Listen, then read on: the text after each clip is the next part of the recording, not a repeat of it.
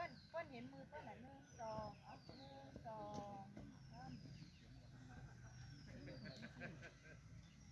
ไหนก่อน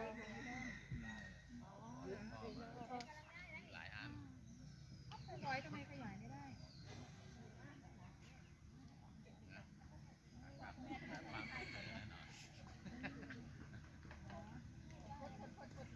เขารู้แล้วมันรู้นี่อ๋อนี่ได้แล้ว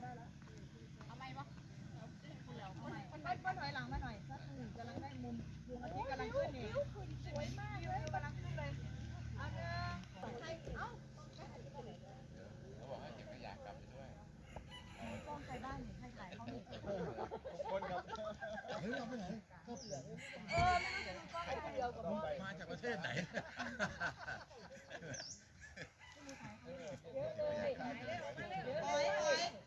ายเขานะเยอะเลยเดี๋ยวเรารวมดูนี่ไม่โอถืออันนี้คือแก้วใครแก้วถืออันนี้ก็ดูไม่รู้เลย